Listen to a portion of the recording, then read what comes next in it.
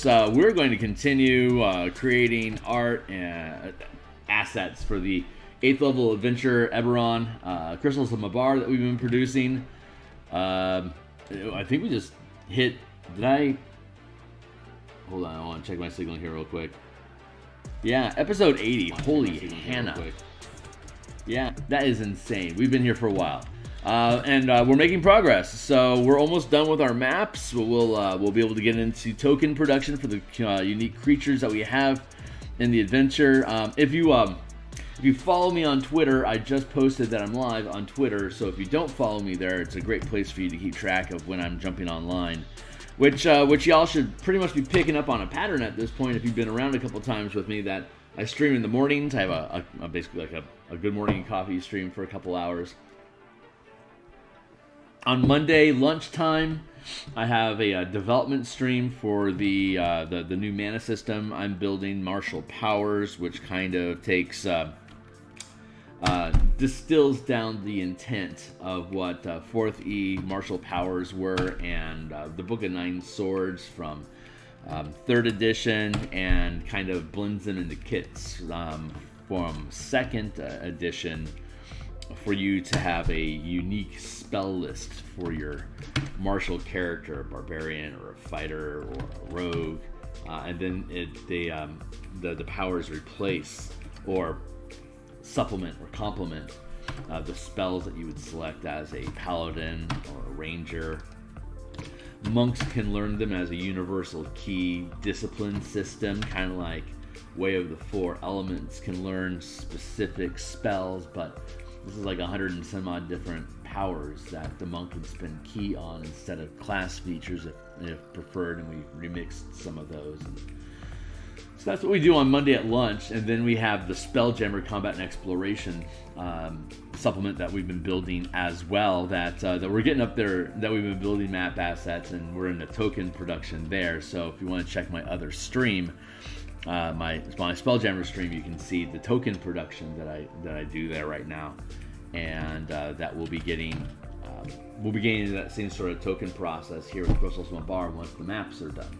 So I got a lot going on. Feel free, please. Most of these are like 2-hour streams or more.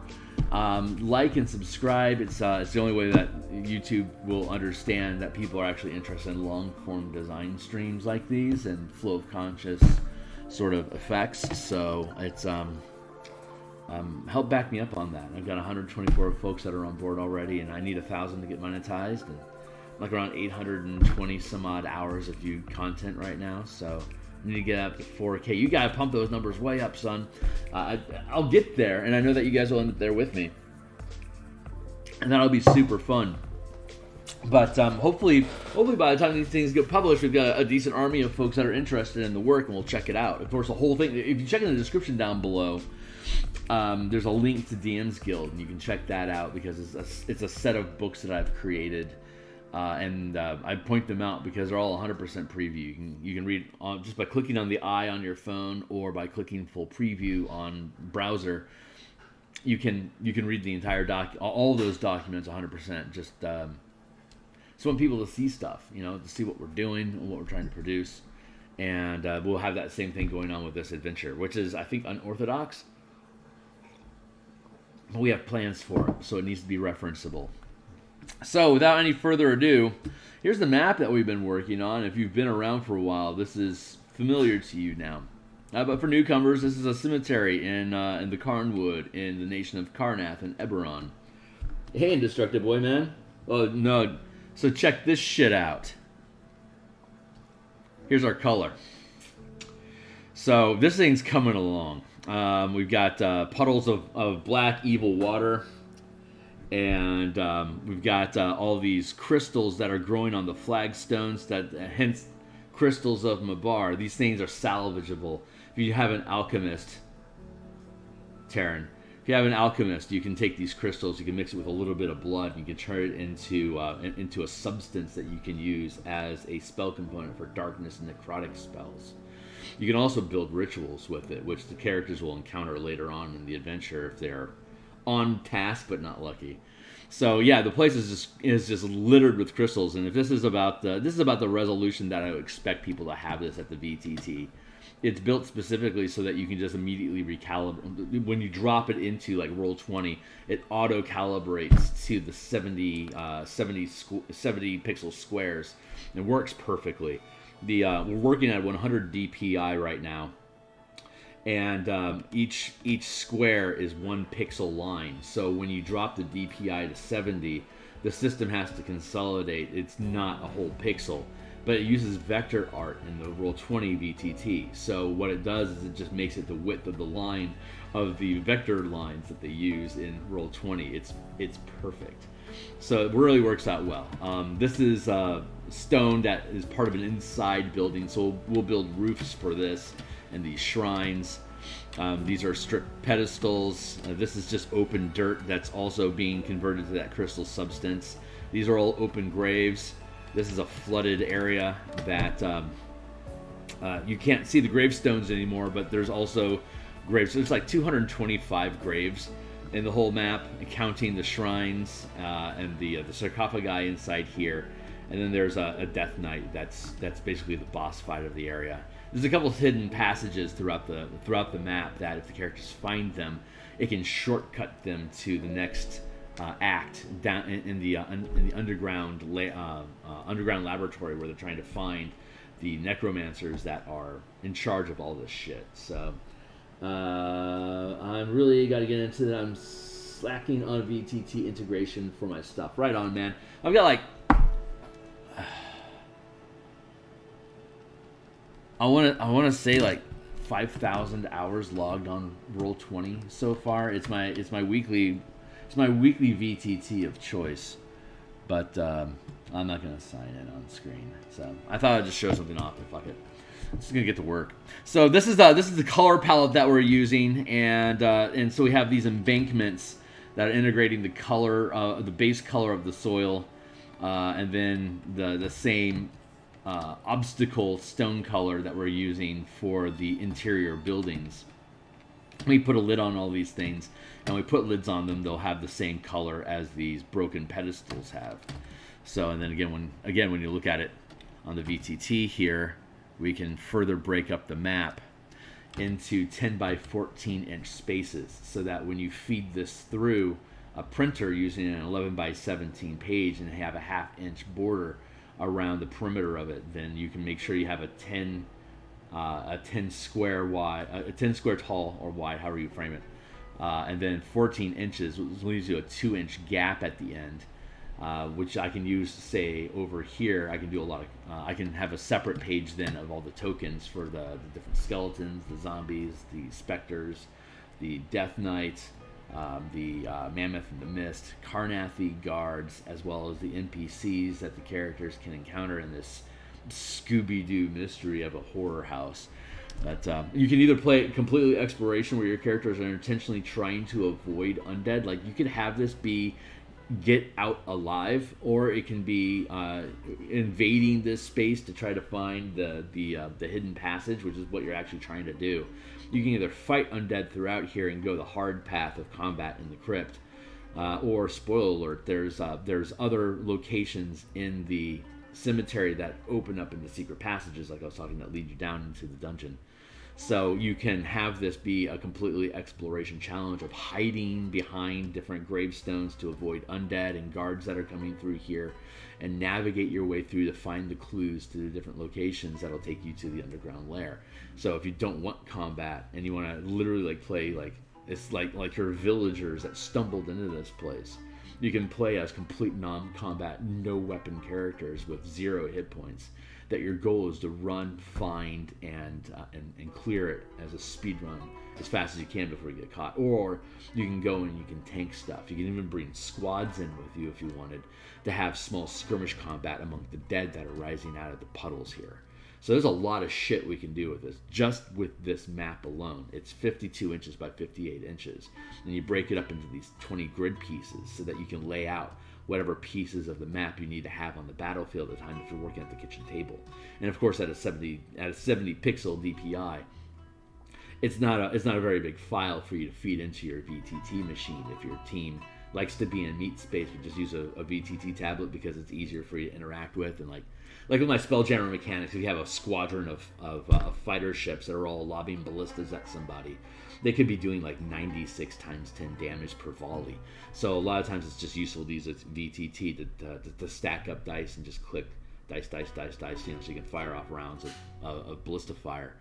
But people that enjoy the meat space like to throw the dice as well. So you can do it either way. But all the maps I design are either you can have a super low cost Slack print version, or just use the VTT for the color maps. So anyway, that's where we're at in the process. And my job today is to keep slogging through it. So we've already finished 2 other maps. After this one, we're going to do the underground laboratory. We already have the layout. Now I just need to do all the fancy crystal gussing up, and then I want to swap this. I use a different base color during the production process, so it's real easy for me to see what I've worked on. Like I'm working on the embankment right now, so I have that shading effect. When I use this, it looks like it's fading into the ground from the soil above. And once I texture it a little bit with some crystal, it'll blend pretty easily. But I use this color while I'm doing it because it makes it super easy for me to see that. I haven't worked on these areas here, so I can tell from a distance what I haven't worked on because my eyes aren't so good. so that's what we're doing. That's where we're at right now, and that's what we're going to get into. So we're going to do this for. I need to set a timer for myself. Hold on. Let me get a timer. I use 20-minute blocks of time so that I can keep perspective of where I'm at, and so I don't fall into a casino style slog through these things, because I have to pepper production like this amongst different day tasks, whether it's job or family or whatever I got going on. I kind of just weave production into breaks in my day. And so I've got these dedicated blocks of time that I can stream, but then I also have a lot of time that I don't stream, but it's broken up into chunks of like 10, 20 minutes at a time between, honeydews and Netflix or whatever we got going on around the house. So I get stuff done off screen, but I like to bring people back into the fold of the process as a whole. So, and then on my other stream that I have, the Spelljammer playlist. Hey, if there's anyone out there other than you, Taryn, that's paying attention to this, if you haven't liked and subscribed, please do, because I pepper between doing this Eberron mapping and the Spelljammer Combat and Exploration supplement that I have. And that supplement, I have one map I need to colorize there for an asteroid field hunt against the characters in a living ship versus a Neogi. They call them Night Spiders now. That's right. And then we have the combat system that we developed for small fighter craft.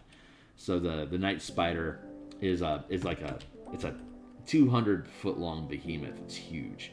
It's like 80 feet wide. It's just massive. It's a massive carrier ship with like six ballistas on it. It just does blistering damage if it can catch you. And it's got 8 legs that you can use as piercing rams. So while you're in combat with the thing, it can claw into your ship and just start really walking on you and tearing your ship apart with its claw legs. But on top of that, it's got spiderling fighter craft, which are like 25-foot long little mobile skiffs with a ballista on its back that has slaves running. Or they can load it up with Umberhulks and have one drop ship onto your deck, and then you got a mess of Umberhulks you have to fuck around with while you're getting your helm clawed out by a Spelljammer. So, but that's that battle takes place in an asteroid field, and the way that's set up in Light as Araxis is you're checking out a derelict illithid nautiloid, looking for potential slaves that in my world you would use to restock dead characters or missing troops. But they just want you to free hostages because it's the right thing to do, and I can get behind that. But hold on real quick, I want to find where I'm at. Dirt, rough, embankment. That is where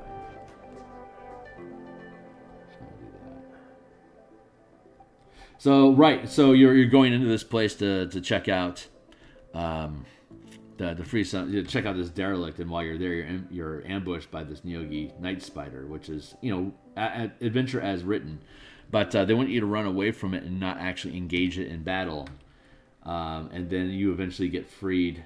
You get out of this asteroid field, and then Rock of Brawl patrol ships catch sight of you guys, and then Neogi runs away. It slinks back into the asteroid field. But with the way that I built it, you can then take command as a squadron, the 2 police ships and your ship, and you can go back in as a team of 3 ships and hunt the Neogi through its asteroid belt lair. While it's navigating the big ship through these large asteroids, it's got all these tiny little crafts that can just dodge around, land on, maneuver around all the asteroids that block your character's movement. So it has a blank field where the fighter craft can just zip around, Star Wars style, throughout all these asteroids, while the big ships that you guys are carrying are having to slowly navigate through these different channels of asteroids that these Neogi are intimately familiar with. So going in there is a death trap. But if you can do it, you can capture a fucking Neogi Night Spider, claim it as salvage for yourself, free up the line so get paid by the cops for destroying a known human trafficker, and you have a huge weapon that you can take into the later chapters to use against the Zoraxis elves. So anyway, that's the last map. That dungeon map of navigating that asteroid field is the last map I need to finish for the Light of Zoraxis conversion. So I'll be doing that. I've got 3 more creature tokens: the lunar dragon, the aesthetic, the living ship jellyfish thing that Riegers use to magical transform themselves Zodiac style into spaceships, basically. Like, if you know Tenchi Muyo, it's kind of like the Ryo-Oki being a oh shit, I'm on the wrong layer. Thanks, Journey. Ryo-Oki is a bunny rabbit cat thing that on command turns into a giant spaceship, and then the Tenchi Muyo team. It's a harem style anime cartoon, which is about space princesses and space pirates and mad inventors, all being stuck on Earth because for one reason or another, they're either in love with or honor bound to the chump main character Tenchi Muyo, who's just a Buddhist monk in training, who's flooded with this harem of women that just it's hysterical. It's such a 90s anime, but God, the tropes are so freaking on point with it. It is one of the best. That and Ranma 1/2 are the 2 best harem-style animes I have ever seen. I freaking love them. But the Space Cat is just too fun. So the Rieger has this jellyfish. It's kind of the same thing. It's a giant jellyfish that it's basically their pet. And so they fly through space finding things to fight and to try to give them some reason to die, but they keep winning, so they never die. It's like One Punch Man for an entire species of non-elves that are just so bored with existence that they want to die, but it can't just be some chump death because I'm Rieger. So they find the biggest, baddest things they can possibly fight, and if they die, that's a well-met death. Otherwise, it's like, well, you're just a chump, One Punch Man style, and they just keep at it. And your characters end up stumbling into one of these bastards, and so you're fighting a jellyfish in space, and if you can fend them off, then you can continue on with the adventure. But if you're carrying a night spider with you, it's like, yeah, boy, let's go. Come at me. Especially if you pick up the Spiderling fighter craft. Oh my god, it's just rule wild space, man. But then you get to throw that kind of shit against the characters. By the time they get to the Zoraxis super fortress, then they have a whole fleet of ships with them that you can just use the same squadron commands mechanics to basically. It's basically you take 50 ships and it basically just becomes 16 wolves using, conjure animals, but you use my tactics system so that you're only making 2 or 3 rolls per round to have these squadrons of ships just throw down 30 or 40 ballista stones per round. Anyway, I'm rambling.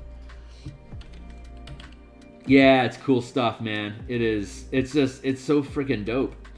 there's so much that the D20 or the 5e engine can do, that I would like to think if they had given this technology to the second edition team, oh my god, it would have just been, I mean, we're starting to see OSR and stuff spilling into like just the one die to unite them all sort of idea of like, I think it's Black Hack that stacks, like uses just the normal D20 mechanic system, like just like monsters and mutants and masterminds, like how simple its D20 system is, but it's still kind of 5e-ish.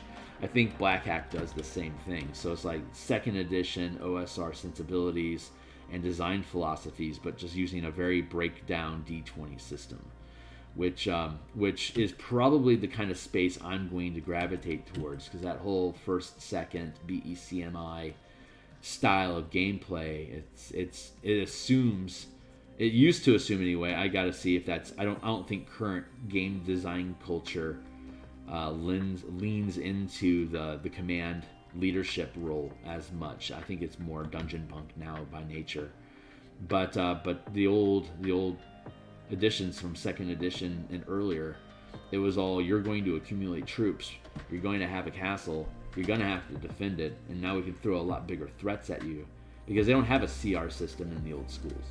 It's just, here's a monster, good luck.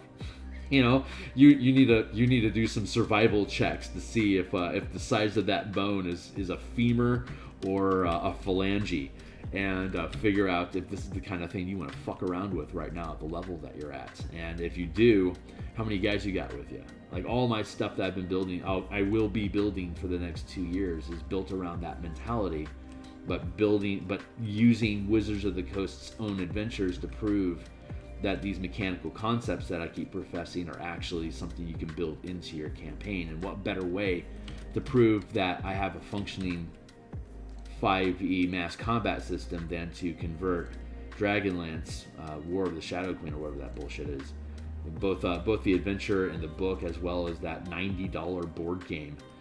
Here, let me save you $90. Buy this supplement and I'll teach you how to convert the entire thing into this very simple command system for you to have mass combat, and for you to have a literal platoon of soldiers following you around throughout the Dragonlance adventure, fighting shit. Oh shit, here comes a dragon, let's be scared. No. Set up a volley, get your wall defenders going, let's get some cover so that we can get some saving throws against this breath weapon when it comes by. There's 50 of us. If we're smart about it, we can at worst scare it off. We could die. But if we do, we have a huge pocket. There's a whole legion that we're a splinter group off of. So if your characters die, it's just that mission failed. So you can keep pushing through the Dragonlance adventure and the board game with recycling characters through your own platoon. This is very 1E in mentality. Whoever survives, if you die, you just, hey, you grab a shield bearer. It's like, hey man, can you swing a sword? It's like, yes sir. Do I get a full cut of the treasure? They're like, yeah, you're hired. And then you just keep adventuring. You swap out what kind of character it is that you're playing now and again, because you want to try something different. But all those characters can be inside of your platoon if you don't pay too much attention specifically about what each character in that platoon is. So if you just have a generic ally follower hireling mechanic that basically converts swarms into individuals as needed, then you always have a pocket of characters to pull from. And very much in 1E, since there is no CR scaling system, you're going to bite off more than you can chew. So having a quick, easy source of restockable heroes makes for is like its own dungeon ecology, where you're willing to risk stupid things, because sometimes you have to make stupid choices to be able to move forward in those Gonzo style dungeons. It's like, this could get me killed, but that's okay, because we've got another 20 characters that we can stack out of to just fill the rosters again. Let's just keep going. But now we know that trap is bad. So it's very throwaway. Like, your characters don't need background. Like the reason why in second edition or earlier, the reason why people fell in love with their characters is because they just wouldn't fucking die. It's like it's like when you get on a run, like, I don't know if anybody plays craps in Vegas or whatever, but if you get on a run with dice, you could be throwing dice for hours and never hit something that cashes you out, and you just build on the table and it just becomes more and more and more epic until it eventually crashes. And D&D old school is the same way. Your character is going to die. How much of a fun run can you have with him before it actually happens? And that's why people would fall in love with their characters. Like, this fucker just won't die. It's amazing. It's like, what can we throw him against next?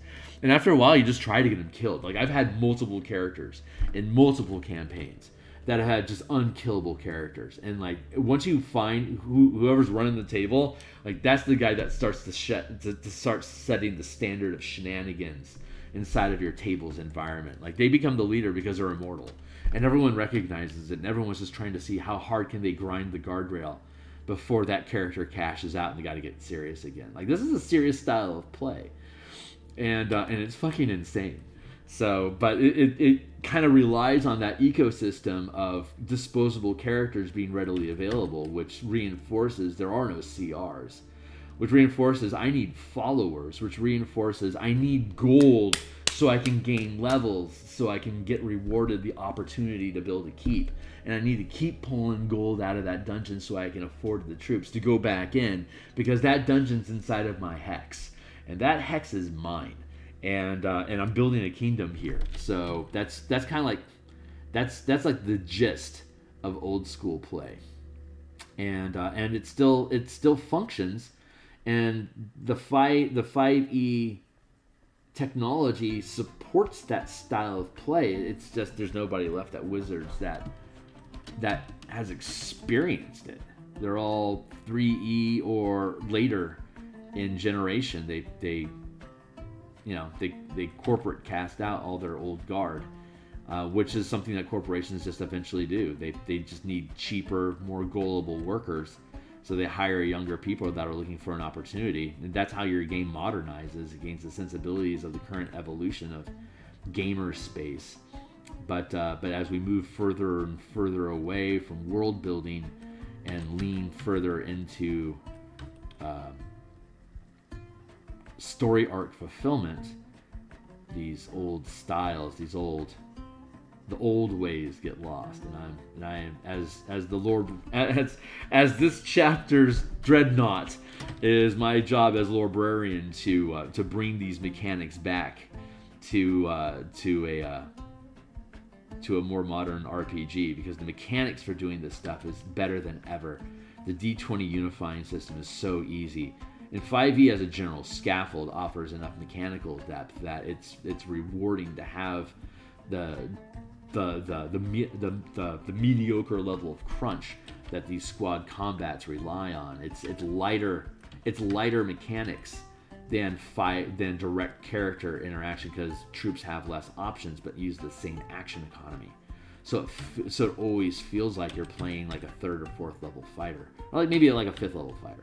Like your campaign, when you're doing squadron stuff or mass combat, it always feels, that's a good way of putting it. It always feels like you're playing a fifth level game when you're using squads. And like fifth level is the absolute best piece of 5e, because you have enough options to have tactical choice, but not so many options that it grinds you down into indecision or is so complicated that it slogs the battlefield. So when your characters take command of squadrons or legions of troops, they're basically expanding their footprint from 5 feet to 50 feet to 500 feet to 1 mile to 10 miles. If you're talking about doing Blood War stuff, then 100 miles, 1,000 miles, 10,000 miles will take care of entire orc legions on Tartarus. The giants, it's Carcery. The giant squares, like the D6s, the 1,000, 5,000 mile side D6s that just float through nothingness. There's an infinite plane of just different sized D6 dice that just clunk into each other occasionally in some sort of crazy crapshoot of the gods. And there's entire societies that grow on the face of one of these D6s, and occasionally they know that a D6 is coming in, like an asteroid from space is going to come in and is going to absolutely just face plant on their D6 plane, so they have to migrate off of that plane onto another plane, or ideally get off of that D6 altogether, so that they aren't earthquaked when these two dice hit each other. But there's mechanics that can cover all that shit, and I have them. So like all you have to do is scale up to the 100 to 10,000 mile scale, drop a kingdom onto it, and then you have a time frame for how fast it is that the asteroid comes in, so that you have the opportunity to migrate your kingdom to another face or another cube altogether. Anyway, stuff like that. We can do things like that. So when Planescape comes out, we can do the Modron army, we can do the Blood War, we can do Tartarus dice rolling, the Royal of Limbo, and all this stuff spills into the astral plane. So we can integrate all that stuff with Spelljammer to like do like Descent into Avernus Helljammer. But these are all unfortunately using 5e's IPs. But the whole purpose of this is to prove that these mechanics work, and they work as intended. And we're going to make your WotC adventures in this format. So if you want to change the pace of play in your campaign, the consistent response I get from my playtesters is, I want to play this. So that's really encouraging. Just grab some rando people that I throw out a line onto Facebook or on a Discord or something. Typically on places people don't know me. It's like, hey, I'm doing this thing. You want to hop on board? And you grab up some people and they play it for a bit, and they're like, yeah, this is fucking cool. It's like, great. That consistently happens across a dozen some odd people, and knock down some different. We've done combat scenarios from level 5 to 15 so far, and everything, it all just runs the same. It just, after a while, it's honestly just not really. It's so mechanically normal that it just feels like another fifth level ogre fight or whatever. So like once the excitement wears off, it's like, oh yeah, this is just 5e combat. It's just at a ridiculous scale. It's how you frame it and how you integrate it into the adventure, and it's the empowerment of the characters that's really exciting.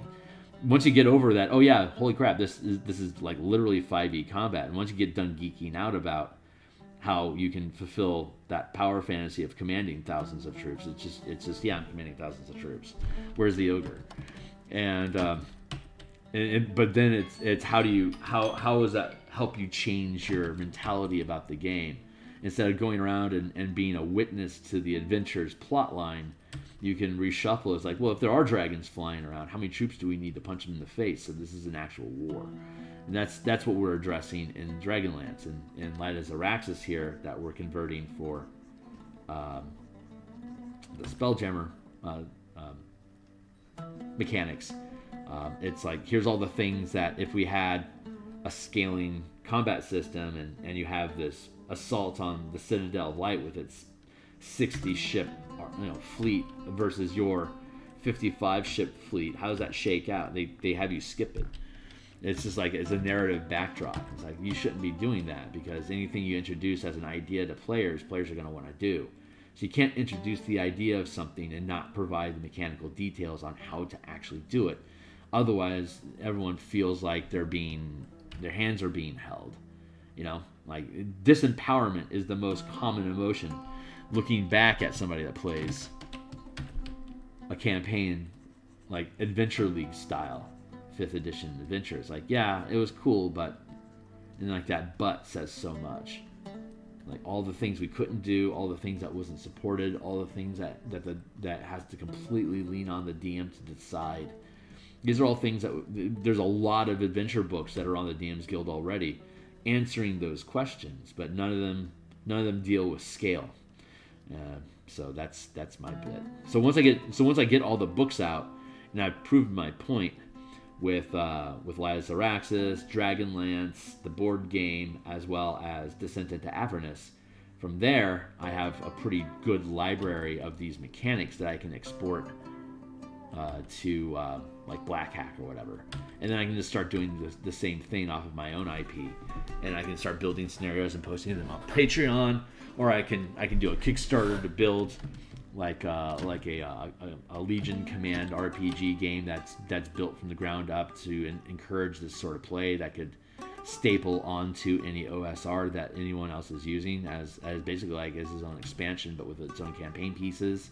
The DMs Guild already gave me permission to convert Test of the Warlords, which is a Greyhawk adventure that's on the DMs Guild right now. It's for the companion series, level I think it's level 16 characters using BECMI. So BE, Basic, Expert. C stands for Companion, which is like level 12 to 16, I think. And Test of the Warlords is at level 16, right before you become Master, BECM. M is for Master levels, which is like level 17. I think it's literally level 16 to 25. And then I is Immortal, which is you've hit 25th level. There's nothing else to do. So why don't you perform the challenges of Hercules or whatever and become a god? And then now we'll start doing the Immortal stuff, which is where the Deities and Demigods book came from. The point of that. Hold on, I gotta erase these little nibbits. I have grave nibbits, I gotta get rid of them.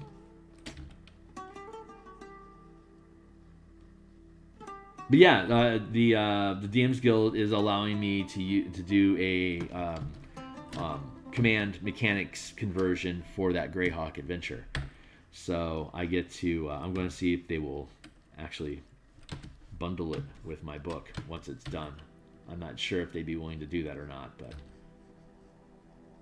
we're doing the same command mechanics conversion for that book using your characters at 16th level, which I'm really familiar with because my character, I run 1 to 20 level campaigns regularly, and like my team, my homebrew team right now is at level 17, and they are circling the drain to 20th level right now, and they want to do a Spelljammer campaign when this is done, which is exciting because I have all these Spelljammer mechanics. It'll be published before we get there, but they don't know that they're actually already inside of a Spelljammer campaign.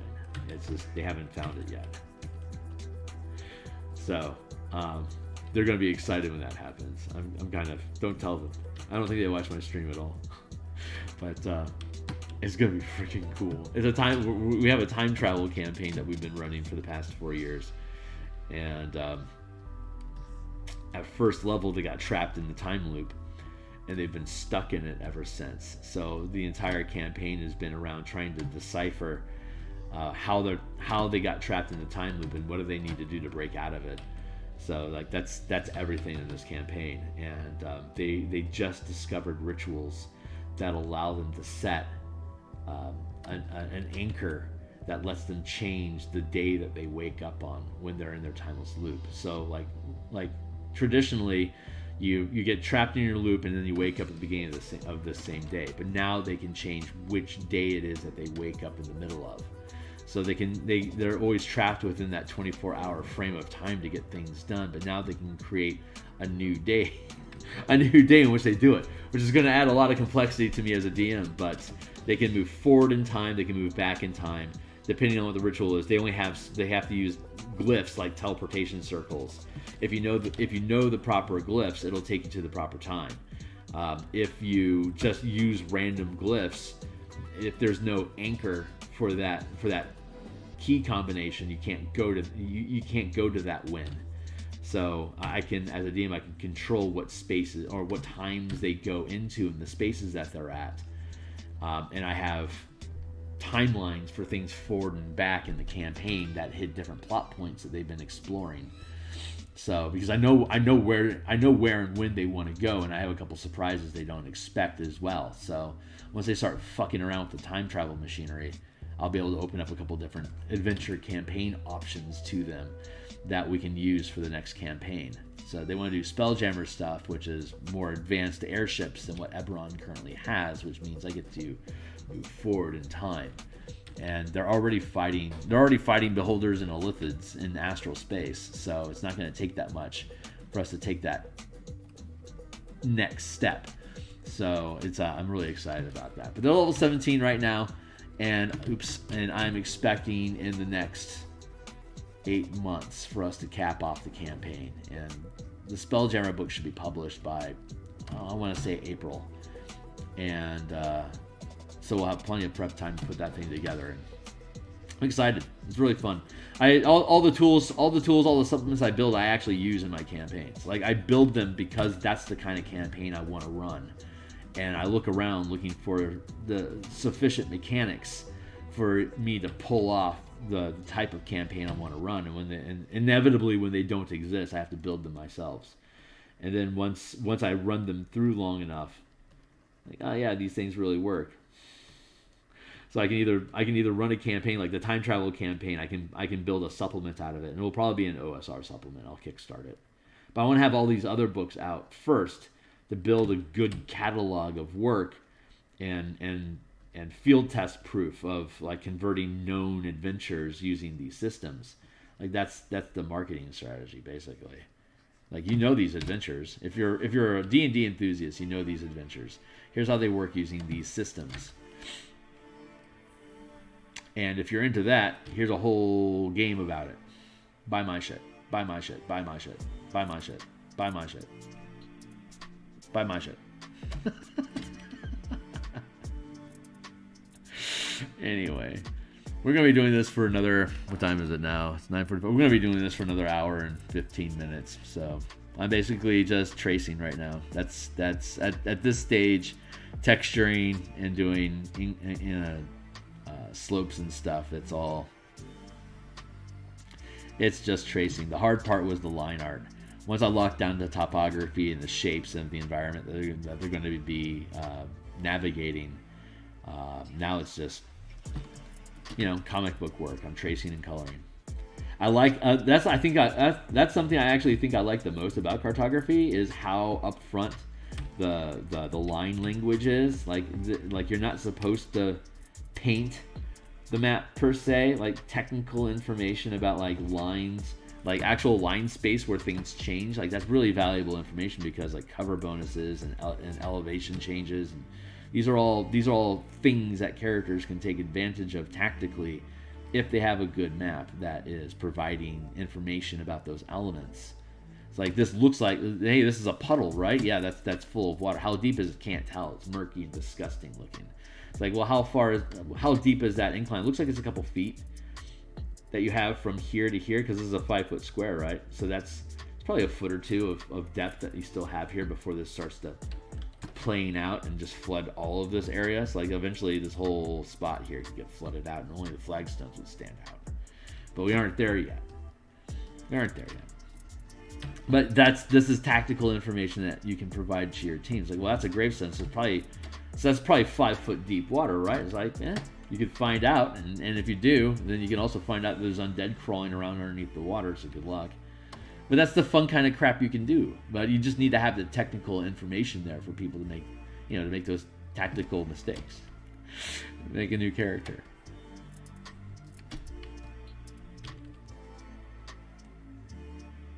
But that's old school D&D, man.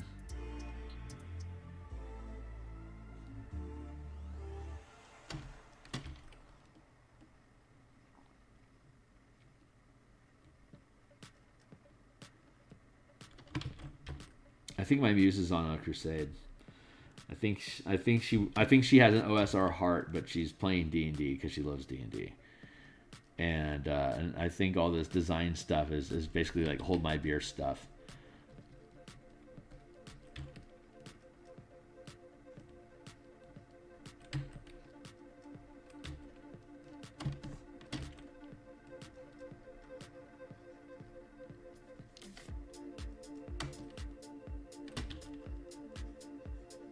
Yeah, some of this is just water, not the water here. We have this black overlay is on top of the blue. And of course, I don't see blue, but I can recognize now that's actually a shred of blue. But it could be embankment. Like when I'm looking at it, I don't know if it's a gap in the water or if it's like there. I have to assume it's embankment poking out of the lines. So I go through. See, there was some embankment hiding there, but this is a blue smudge.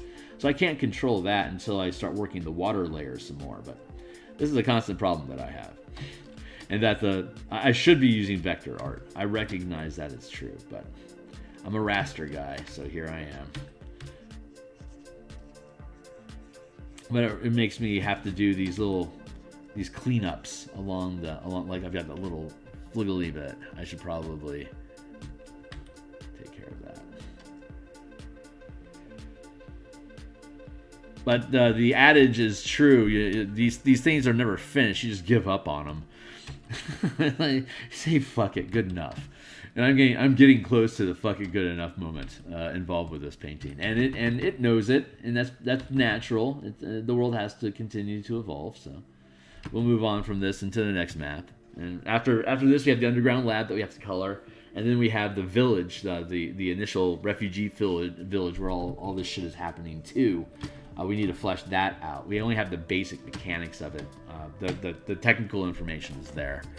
And it's obviously sufficient for Stuart to be doing the editing work that he's doing, but I have to basically like build the line art for the structures and like all the to-dos. So we'll go through that entire process. We actually got to rebuild. We built the cemetery from scratch like back in, I want to say, August, and then when we actually came through with the color stuff here and we figured out the paper sizing and stuff like that, we had to rebuild it here on stream, and then we got into the coloring. So it has to be done. Yeah. So I'm excited, man. My next 2 years are pretty much locked down. Like, I hate that because there's so much creative shit that's happening right now, and being able to think about systems in this broad, this broad perspective is going to be useful to somebody. But I kind of siloed myself down into this because I got a crew of people that are, you know, that have skin in the game. Like Ukulele Bard, like invested a good solid 100 hours of development time with me on this. Not this Eberron adventure, but like all the command mechanics and stuff. Like I got to get these things out to the dudes because you know they deserve to get paid for their work. But it takes time. It's just all the assets.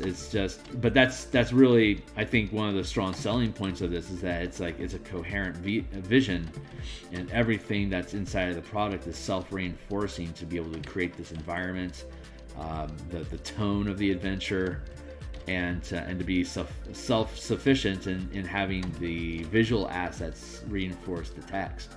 And I know that is I know I have access to, like, my skill set grants me access to resources that a lot of developers don't have.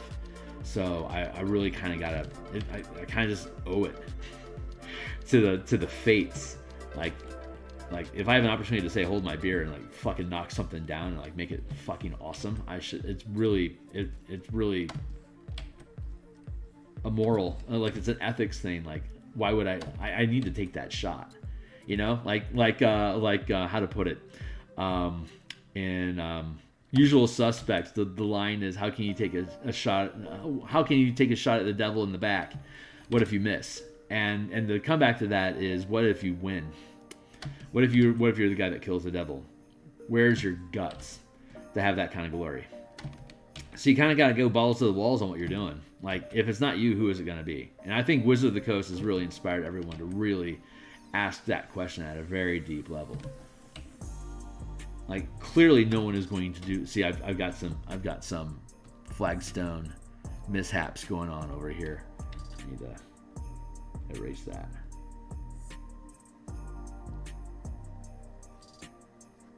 But yeah, if it's not you, then who?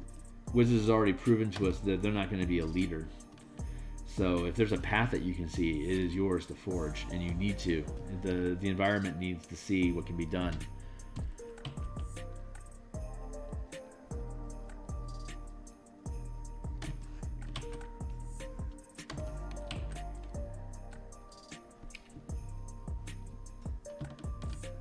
Rounded.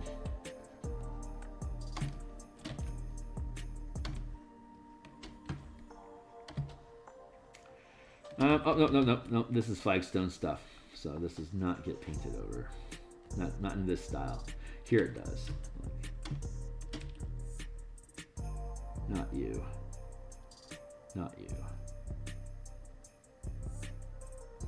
Not you. This stuff does.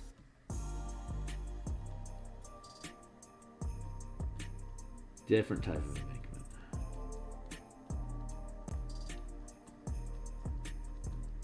Yeah, so I'm really excited. I don't mind. I mean, as long as they don't fuck up the DMsGuild arrangement, I'm already used to paying 50% of my shit to the landlords, and I think that I think for myself that's really great because I want to approach this as a hobby for as long as I can, so I don't.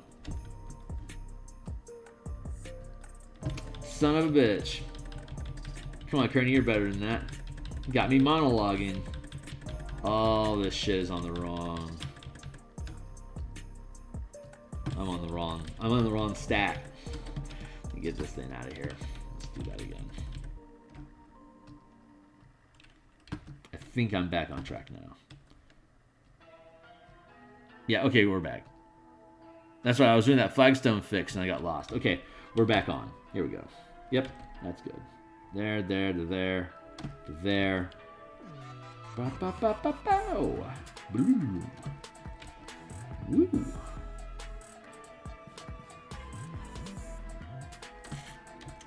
I like this music.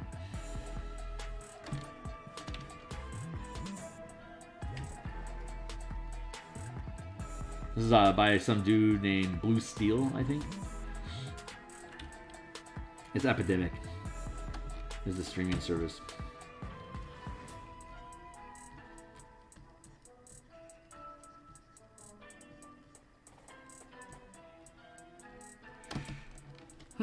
How far are you guys out from main release?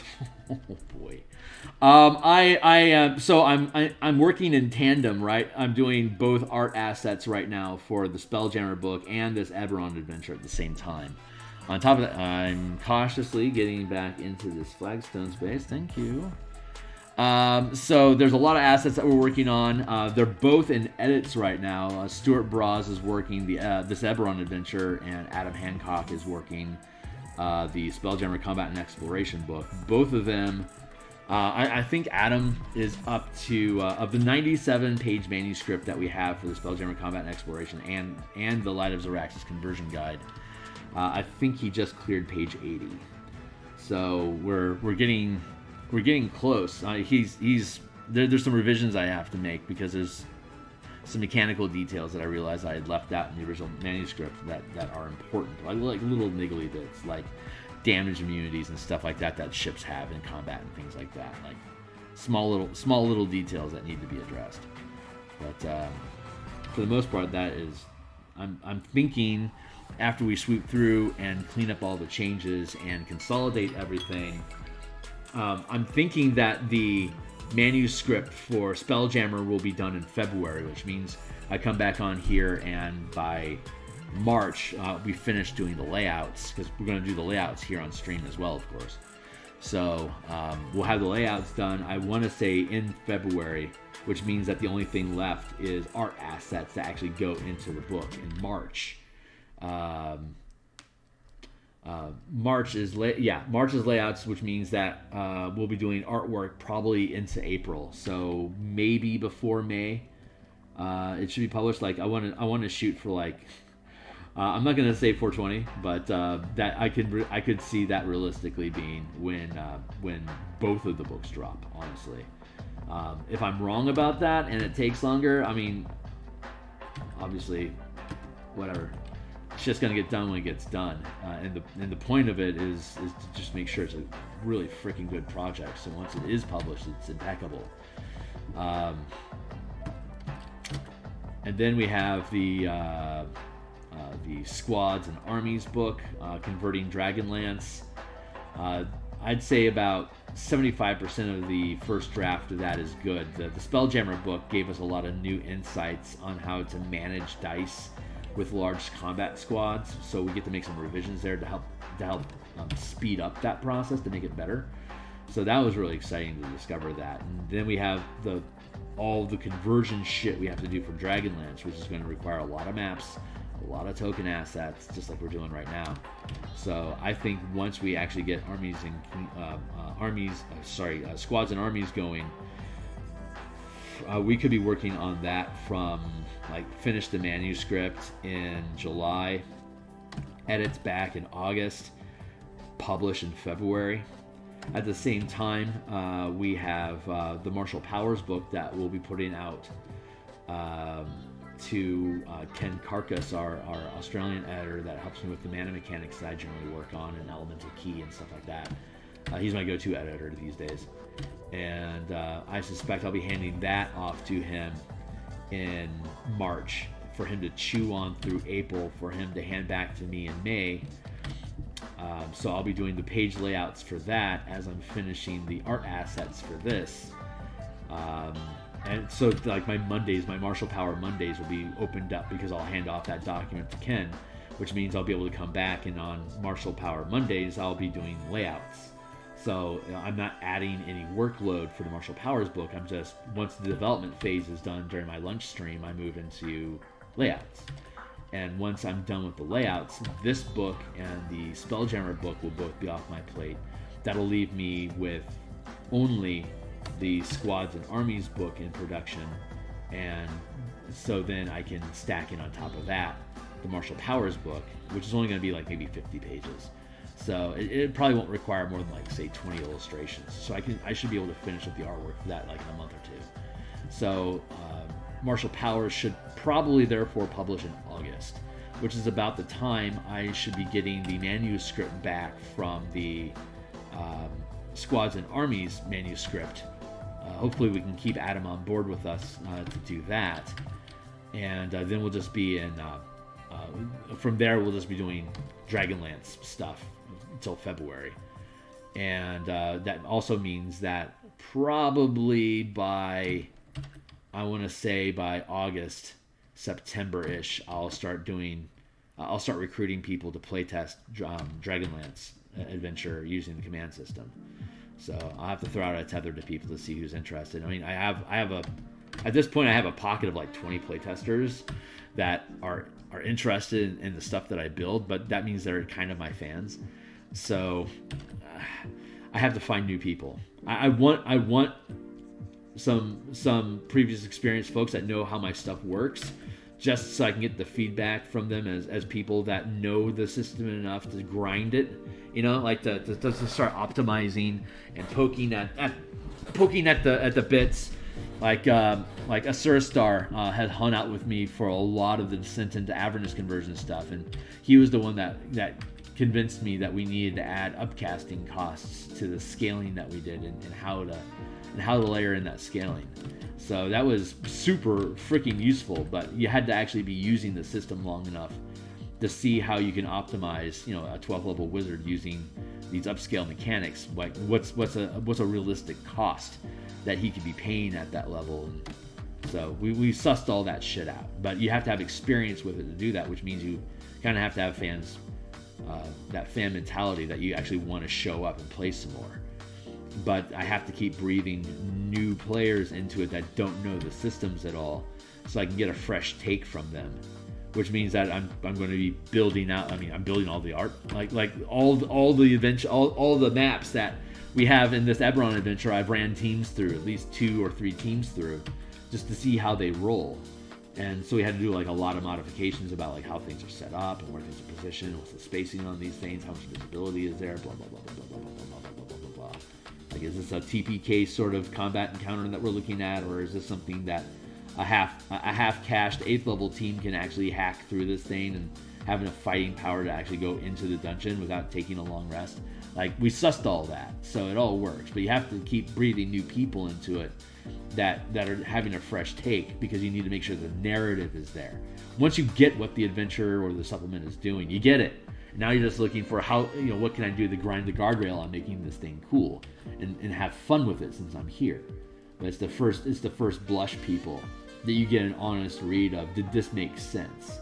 Like, where is their brow furrowing, and does it come back after you make revisions? So that playtest shit's important, man. And then once the thing actually functions, I integrate it into my own table and just use it constantly, so I can start digging out little niggly bits that you aren't going to notice unless you DM it for a while. So all my shit gets a lot of use. Like, I'm in my fourth year of using color mana now. Like, I know color mana. Like, I know how that shit works. I know it so well I can build other systems with it now. So it's that's actually pretty freaking fun. But again, it's all my shit's like variant on top of variant on top of variant on top of variant. At what point did I stop playing 5e? and it seems like out of the box 5e, it's been over 8 years or so since I played out of the box D&D. The first 1 to 20 campaign I ran in D&D was level 1 to 20, no multi-classing, no feats, just the most stripped down version of D&D, just complete core, nothing, no expansions on anything, just core book. There you go. And then ever since, I'm like, okay, well, I get what they were going for. So let's fuck this thing up, and I've been fucking it up in different ways. Every campaign I've fucked with it in different ways to be able to extract this information for me to be able to understand how I can hack the system, and how far can I grind it, and what can I actually do with it. So, but hey, that's what us amateurs do. Because we have the passion. We're willing to test this thing in ways that questionnaires aren't asking, to get results that no one else is offering. So I think that's the most exciting part of that. This is me that's doing it. It's fucking me. Why is it me? I don't know, man. Muses told me to do it, and it's awesome. So I'm proud. And I have to be. I have to have a lot of pride and dedication and emotion invested into it, because these things tax your system. It is a grueling process to produce visual assets, on top of the actual mechanical development and all of the text writing and all the layouts and all the bullshit that goes into building a book. It's a particular type of muscle that you develop there. You know what I'm talking about. But the reason I'm doing these things is to show people this is how we make sausage here in the RPG industry. I haven't seen any other streams out there that walk you through, hey, here's an idea, let's write about it, to cool, let's build some assets, to that, to cool, let's hire an editor and clean this thing up, to so okay, great, let's lay out, now let's paint all the assets and let's publish it. Like Taryn, you're the closest guy I've seen to going through that process, what you do with your classes. So I kind of do the same thing, but with adventures and supplemental system mechanics and stuff. Well, now you're getting into it with the Requiem system. So you get it. You're there with me, man. You're there with me. But I don't know anyone else that's really doing that stuff. Dungeoneer's Pack, he built the Luchador. That's in that same flavor. I think it's becoming more and more popular. See, the great thing about creating content online is you never run out of topics. Once a channel starts getting into top 5 magic items for a warlock, it's my God, you don't have anything else to offer me. Come up with a talking point, goddammit, which is the wall that I think Matt Colville hit. There's only so much advice you can give somebody, and once you've recorded it, it's kind of there. What's your next? If you're always looking for another talking point, you're going to run out of talking points. I think ultimately, I think streamers and YouTube content producers have to get into design work. Otherwise, what is your audience sticking around for? Which is something I respect about the Dungeon Coach, because I think he does actually a good mix of talking about mechanical content as well as game stuff. I don't really agree with him on a lot of topics, but I agree with how he does it. So, or at least how he presents it. I don't necessarily agree. I don't know enough about his production process to talk any smack about it. But my complaint with most content producers is they don't take it far enough. If you can go 5 steps with something, most people only go 2. Which is what my problem is that once I get an idea about something and I take those 5 steps, it's well, fuck, this is an entire subsystem. I can build this out into a 40-page book. So here I am. I'm constantly stumbling into that crap. I come up with I have a fix for wild shape and polymorphing. The only problem is that it wants to be a 25-page document. I'm come on, dude. can't you just, it's like, no, it's got to be a 25. And I was like, seriously? It's like, it'll last. Just get it done. But now that's on my workbench, like super back 2026 workbench shit. It's like, but I just wanted to build a better wild shape option for my druid, because we're doing this time travel campaign and it's wonky. So I wanted to approach polymorphing a little differently for the campaign, and it just led down this rabbit hole of, oh, I could do this, I could do this, I could do this, I could do this, I could do this. It's like, oh, it's awesome, but it's like, I have things to do with mimics, you know. I've got things to do with Warforged. I've got things to do with Modrons. I've got all this shit. Like like Dragonlance is out. I have once my my Squads and Armies book gets published, I can create a Drake Warden that actually has you, like Game of Thrones style. Here's a 500-foot dragon. Go after it, Haas. Like, that's the kind of dragon riding I want to do. And like the likelihood of somebody scooping me on any of these mechanics is ridiculous. Like, most people don't even think about these ideas. So this is, I'm lucky enough to have been a nerd this long, you know, stuck in a farmhouse in the middle of nowhere with the inability to drive, kind of just stuck with books and imaginations. Like, how can we build things? Like, that's kind of like got me on this path. And it was actually 5e. It was Ravnica that got me off my ass about actually building mechanics, because I assumed that when they announced Ravnica that they were going to create a color mana concept for players to integrate D&D into MTG, because it was kind of hinted at with the plane plane shift documents that they put out on the DMsGuild, kind of hinting at how an MTG campaign could go, and actually talking a little bit about color. It's like, oh, this is it. And then when they completely just bailed on it, it's like, well, no one's ever going to do this, so it's up to me. That's what got me off my color man. Is what got me off my ass about developing games.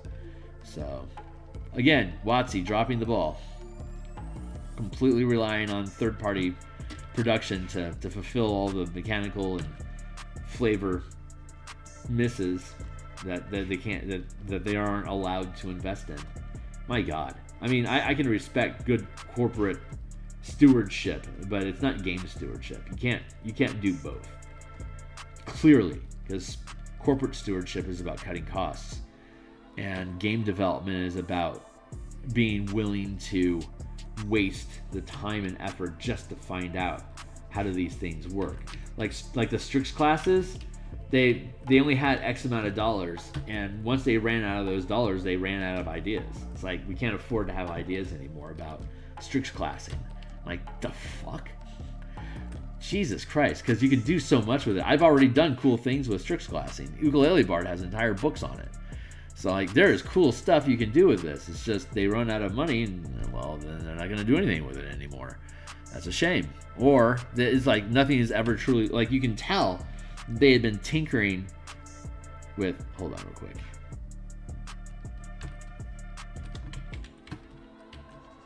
So I don't know where that line's coming from. There's a stray line here. Obviously, you can see it.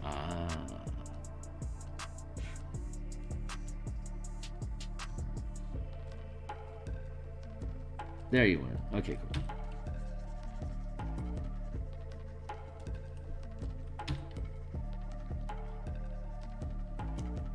But yeah, oh shoot, this idea didn't work. Well, never mind. It's like, well, no, not never mind. Keep working on it. It's like, sorry, out of budget. Papa Hasbro says no more money. Can't build this idea anymore. Oh, we took a swing. Like half of the monsters that are in Spelljammer are actually Dark Sun creatures.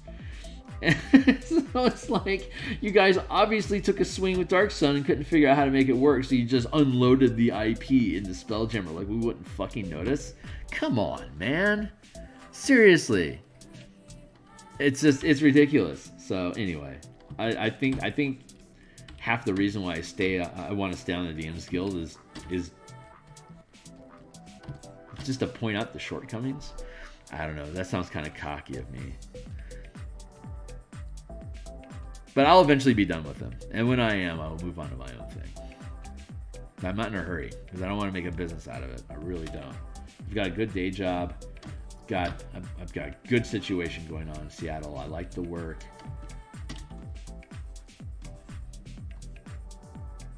I just know because it's a business, I know it's going to fail me someday. So I don't want to be stupid about it. But this is not a great backup plan.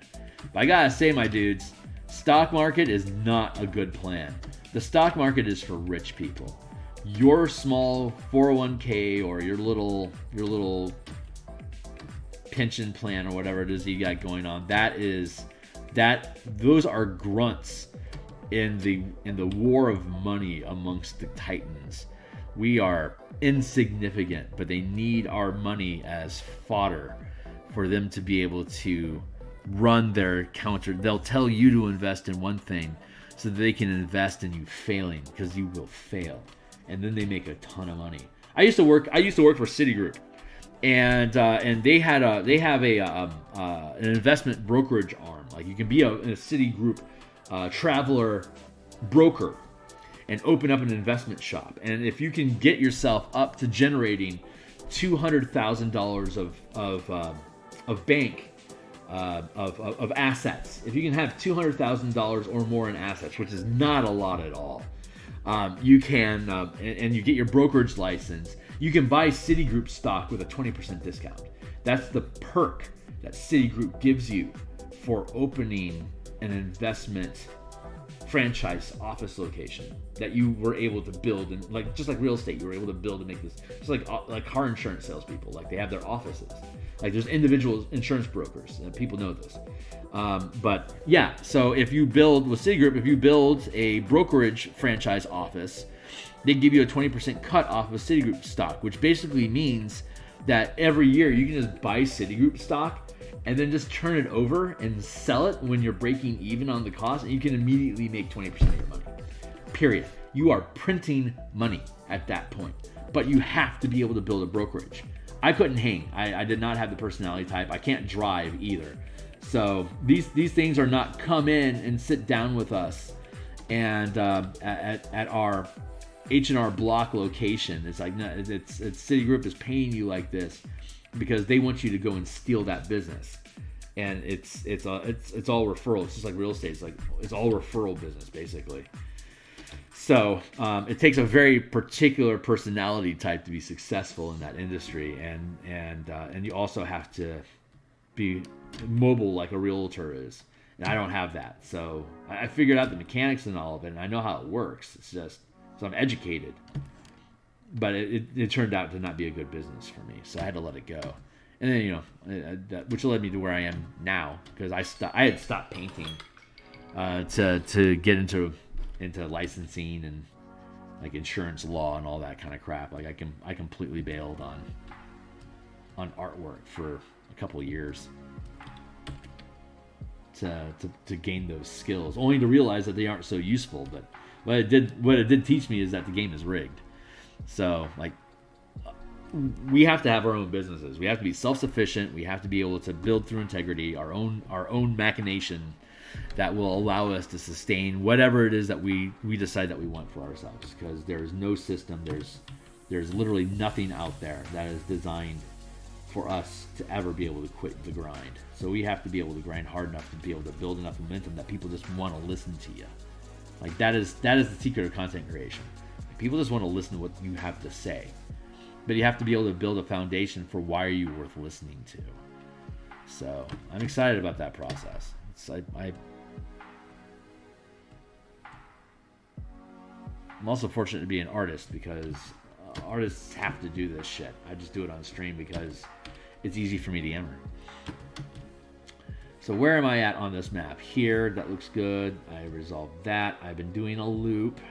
Came around over here. Okay, this is where we need to do clean up. Am I on cleanup duty right now? Yeah.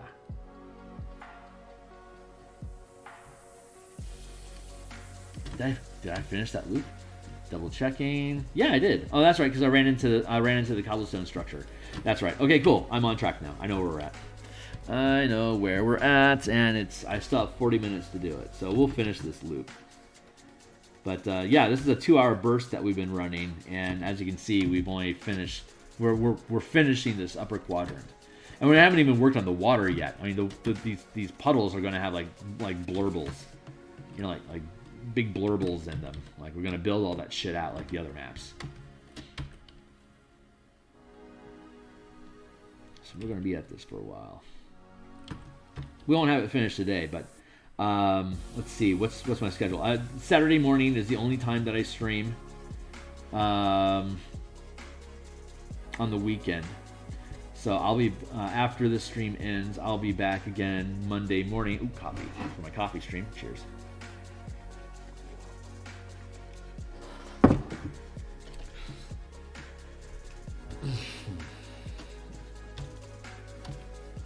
Yeah, you kind of have to, you have to at least know where you're going, Like, you have to, if you're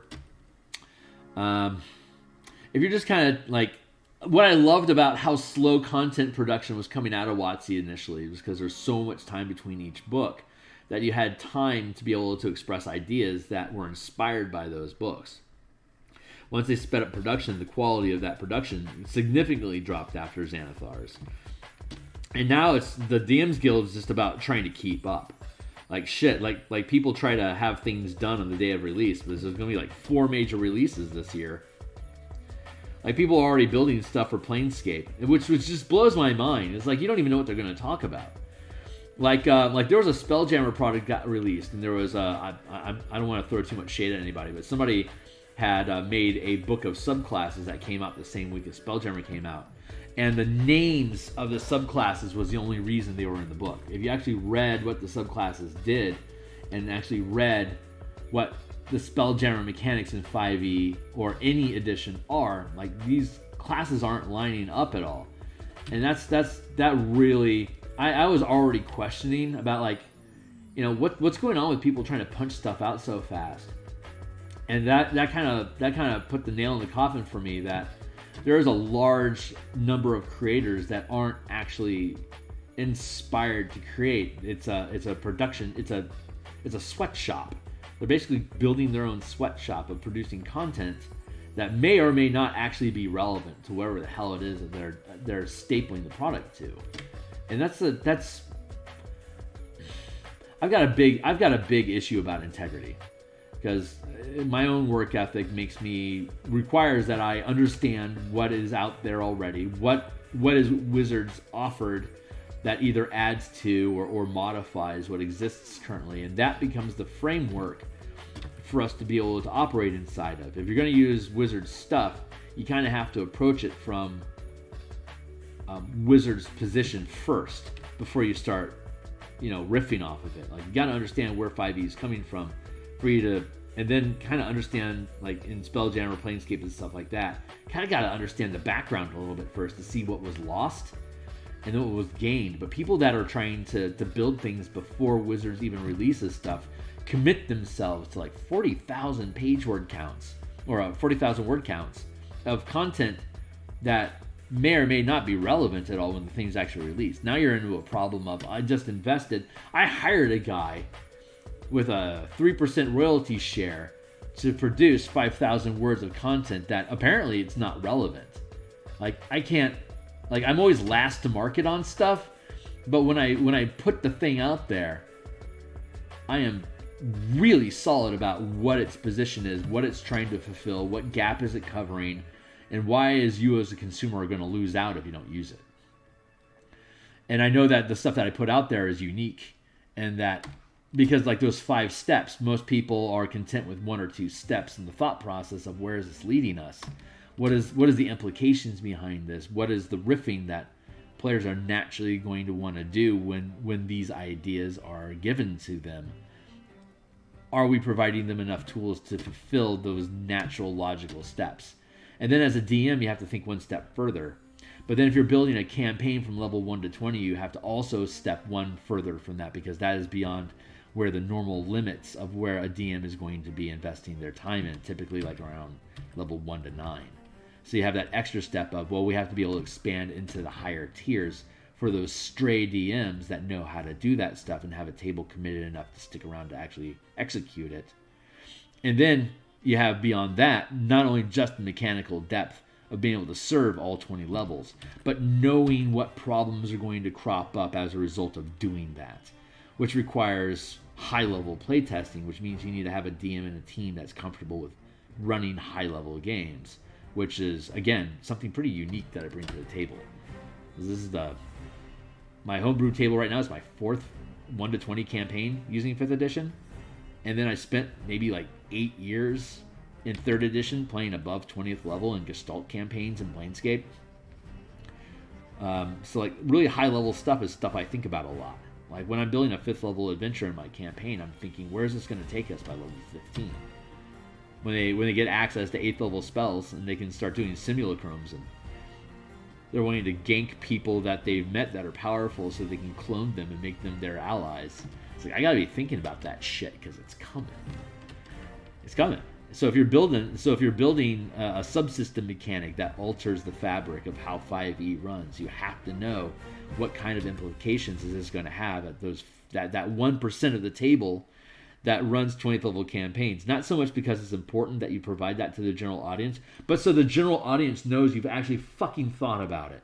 So that when you look at the 5th level stuff where most people are going to be playing at, they're like, okay, yeah, this shit makes sense. I know why we are here. I can see the biggest picture. Like, that's... You can't just crack that shit out before the book... like, you can't release that the same day. You just can't. Anyway, I'm ranting. But integrity, my integrity button is being stomped on pretty damn hard these days. And I think this topic of rant is kind of where I'm trying to bleed off some of that rage energy. So... trying to avoid names. And some people just like dumping AI art onto DTRPG or onto Twitch.io. It's like, God, what a money grab. You are so soulless. I hate that shit. I have an overdeveloped sense of fair play, which gets me in trouble in the corporate world because corporations do not care about fair play. But it's nice to know that I have that white knight mentality about treating people fairly. I just gotta learn how to be more ruthless and cutthroat when dealing with people that don't want to play by the same. Like your rules are great when you're inside of a system that supports those rules, but when you're in no man's land where bandits will cut you, you gotta kind of change your philosophies a little bit just to be able to get through the environments, and that unto itself pisses me off. That's a water issue there. Okay, great. So that circuit is done. I am very happy about that. And I have an opportunity to reframe my brain a little bit, so I'm not being so angry. Let's see where we're at with my timer. 10 minutes left on my current timer, and then another 20-minute block. Looking pretty good. So there's these blocks here that I haven't been shading. Well, that's obviously a gravestone, so I'll have to affect that with the same coloration here. But the rest of these flagstones and stuff are gonna, these flagstones that are part of this broken gazebo. You got the gazebo here, gazebo here, gazebo here, and parts of a gazebo here. Obviously, this one's sinking into the water. It's like there is no embankment here because there's no transition of soil. This thing's just flat out sinkholing, so it's just going directly into a water line along the flagstones that this gazebo is made from. And obviously you can see the pillar here poking out of it. You can see remnants over here poking out as well, which players can navigate in a dungeon space if they wanted to, to fight shit and whatever. But so all these random shapes that are laying around that are part of the embankment but aren't the same type of soil have a different color language that I can go back to and address once I have all the shading resolved for the embankments. Then you have all these things that stick out like a sore thumb. We can start to convert all these things into the proper color again. So,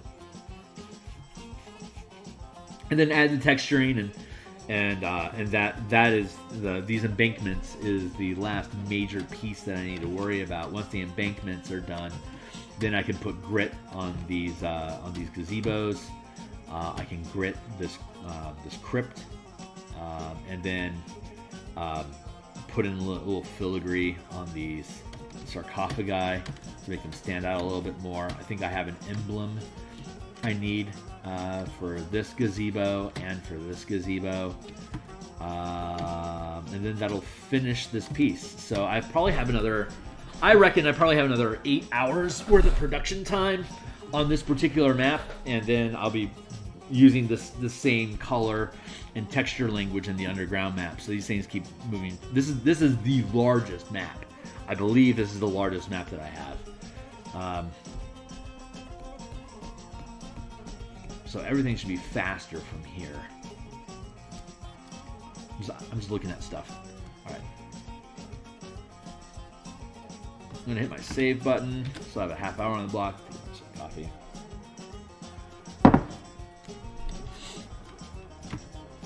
I've got some honeydews around the house I need to resolve, but then I'll be jumping back in off screen, offline. I'll be cleaning up edits to the Spelljammer product.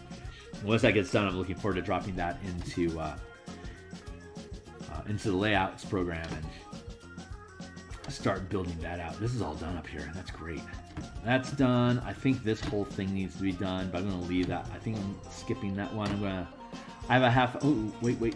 That one is done. Is it? Oh, okay. Well, the only thing I have left is that upper right-hand corner. That is great news. So, okay, great. We'll start in on this, get as far as we can.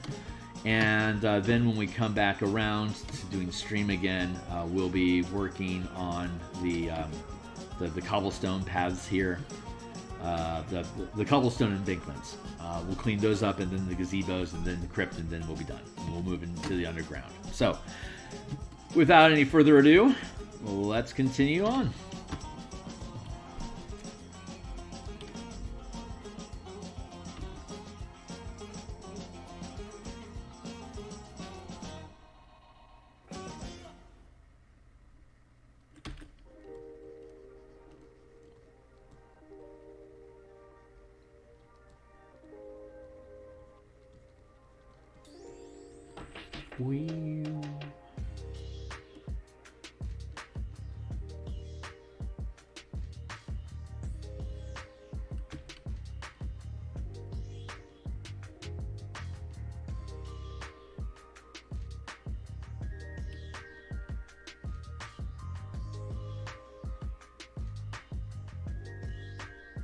I like this format of adventure. It's really fun that we kind of stumbled onto this. That's got the multiple adventuring hooks to lead characters into just the adventure itself, so that we can cater to the professional DM crowd, because there's so many different hooks that introduce different resources to characters. Depending, you can use a D6 and just random what the hook is. If you're doing one shots, like if it's a professional thing that you're doing, you're just running a one shot for a team for like 3 or 4 sessions or something, then you could use this thing to random people into having different goals inside of the adventure and being given different resources to achieve those goals as they're going through the dungeons. And some of these things are conflicting goals. So like you could have people pick their goal, like random their goal, not necessarily have to tell each other what their goals are, but during the adventure they still have to achieve their goals. So that's a very alien RPG sort of style of game, if you're familiar with it. You random the type of character that you're playing, and then you random what your goal is, and then whenever you achieve your goal, you get points, like as though it were a tournament. Whoever achieves all their goals and survives the story wins. Because it's a one-shot movie that you're basically making an alien movie, and each character is like one of the characters in the alien adventure. It's like if you're playing a Space Marine scenario, you're going to have like corporate shill types like Burke.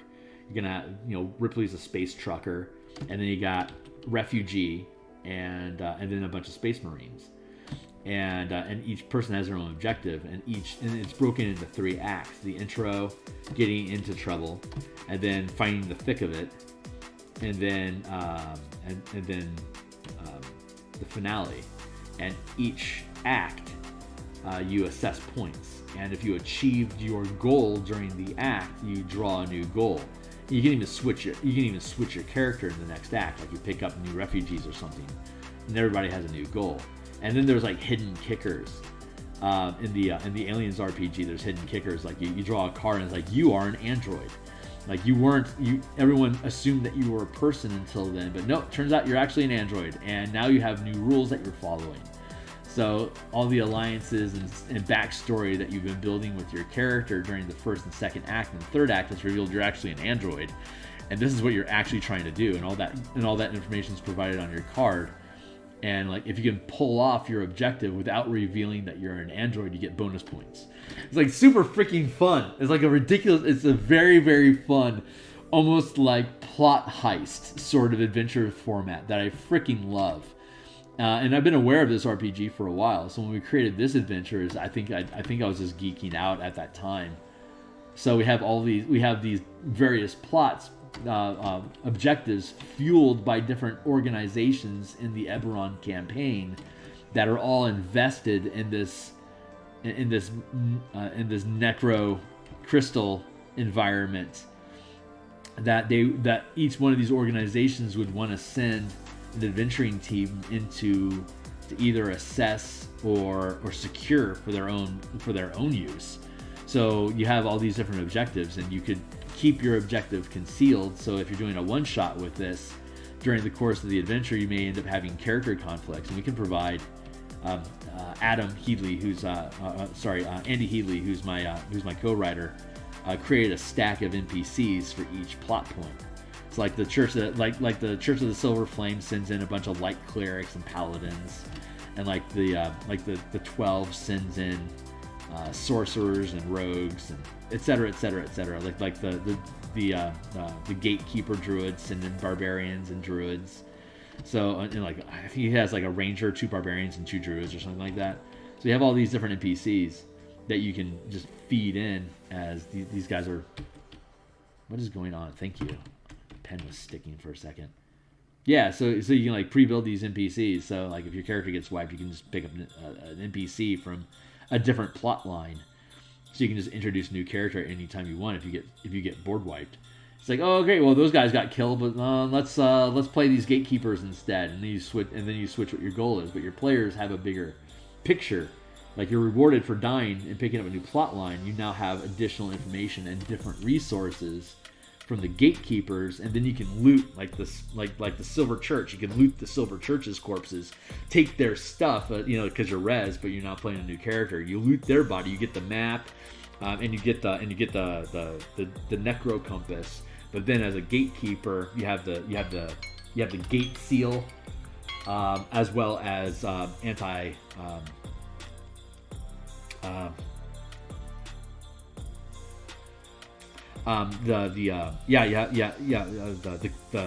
planar compass. Sorry. So like each plot and each organization gives you these different resources. So dying isn't necessarily a bad thing, because there's other teams that are running around the area that the DM can throw up as opposition to the party. Like if you have Ader Academy that's trying to survey the area, while you have gatekeepers running around trying to blow the place up, the surveyors may be like, no, this is of scientific relevance. We need to preserve this place. While the gatekeepers are like, no, it's going to create a portal to hell. We need to shut it down before the world gets destroyed. So now you have conflicting opinions about what you want to do. If the gatekeepers get wiped out trying to punch through something that they shouldn't have punched through, and you pick up the Ader Academy, now you're like, well, as players, we know there's a threat there. But if we can go scoop this stuff up, there's artifacts that the gatekeepers have that's on our honeydew list of stuff that we could bring back to the academy and gain extra experience for looting unusual artifacts that the academy would otherwise have a difficult time getting access to. So you can self-feed yourself by suiciding your characters. Super cool, super fun stuff. But again, that's a very first edition tournament sort of mentality, because they used to have tournaments like this in first edition where you get points for clearing rooms, killing monsters, or gaining treasure. And those were the 3 paths of gaining points. So you could specialize in speed running to gain rooms, more credits for more rooms, or you could be meticulous, carefully going through each room slowly, looking for secret doors and treasure troves, so that you aren't moving through as many rooms, but you're getting more treasure, so you're gaining points that way. Or you could just specialize in kicking down the door and killing stuff. So you stat out your team to be soldiers so that they can endure a lot of damage and have a lot of healing. So you can board wipe everything Zerg style that you run across. So you have those 3 styles of play to defeat the dungeon within like a 4-hour window of time. Whoever does the most damage, steals the most loot, or clears the most rooms wins. So super freaking cool. Like that's how I grew up. That's what introduced me to D&D.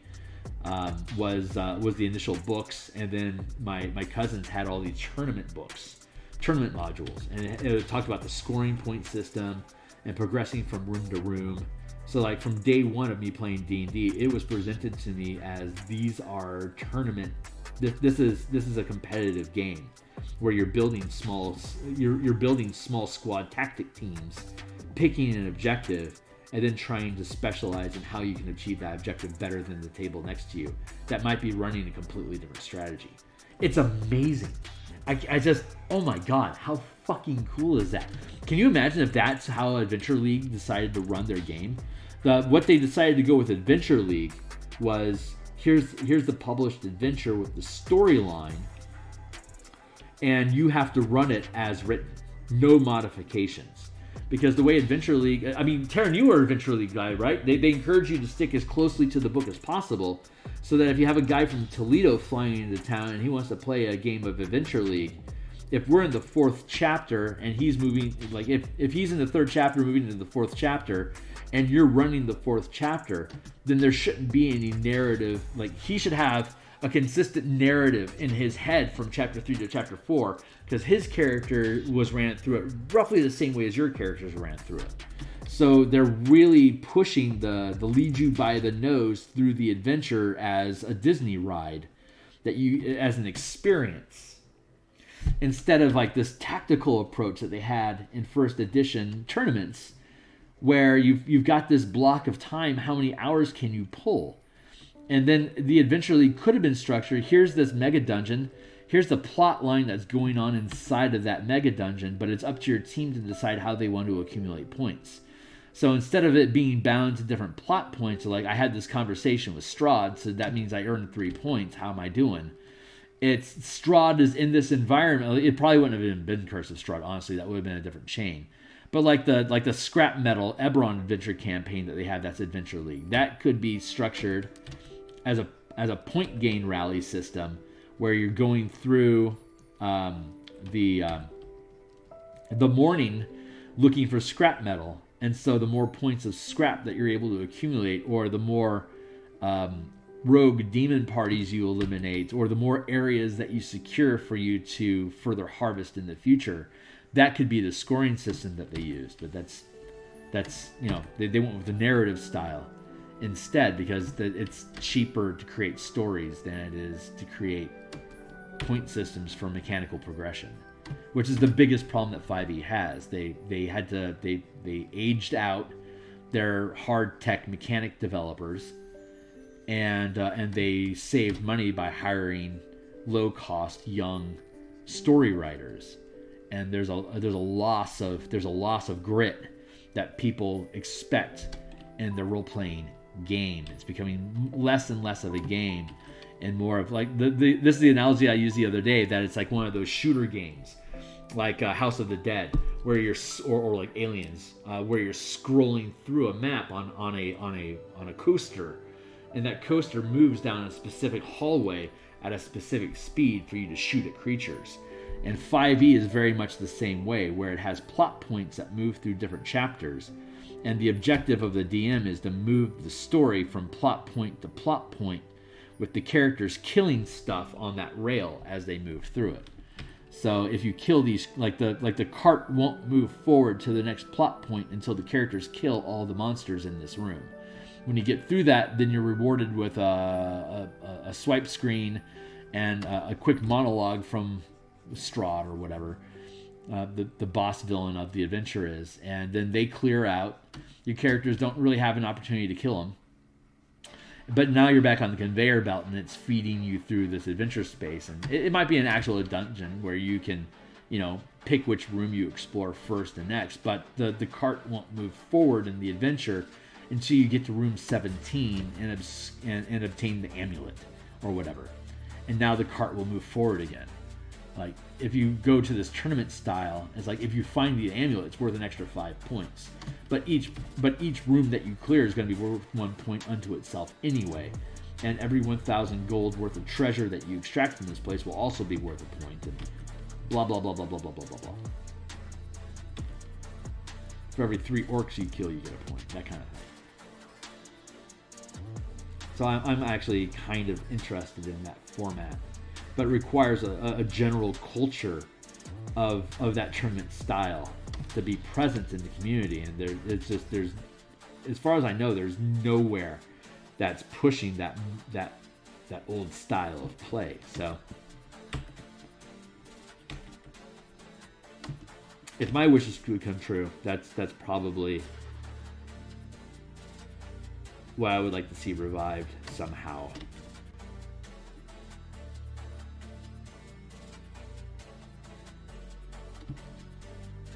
Hey, Anzi, it's good to see you, my dude. I don't know how long you've been around because I've been on a rant.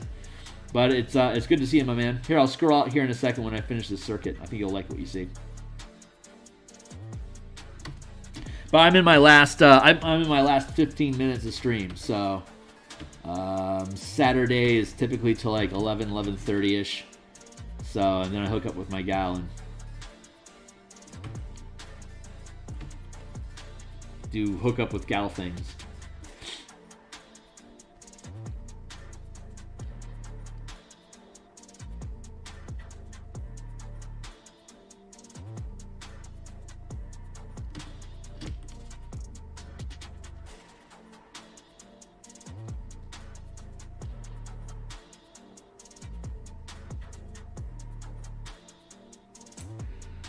Almost there. Stay on target.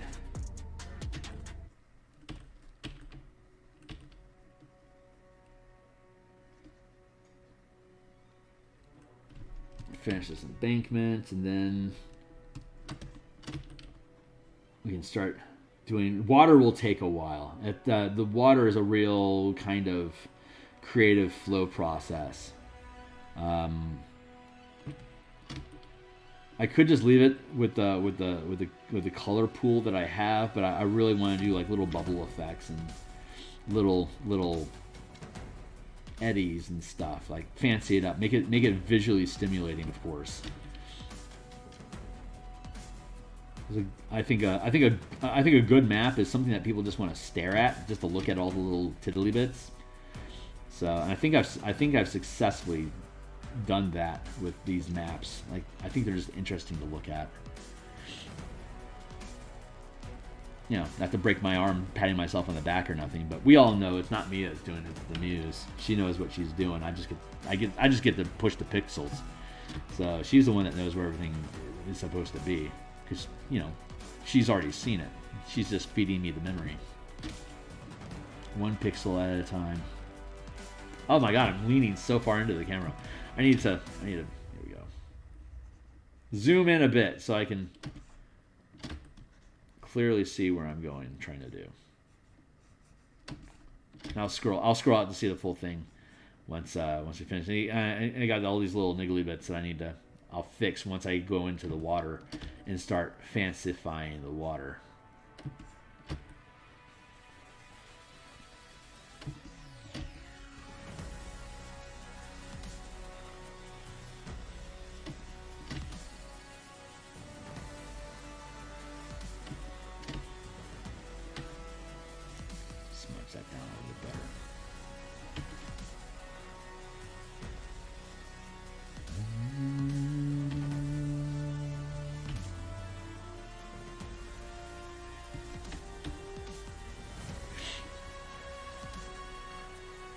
Such epic music. I love it. Slowly introducing some new songs into my playlist. I've been listening to the same 5 hours of music for the past year. It's been a year. Yeah. Yeah, we just passed over a year of me streaming. It was November 2021 when I started. And so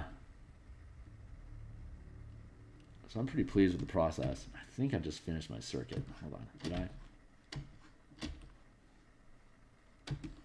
Almost there.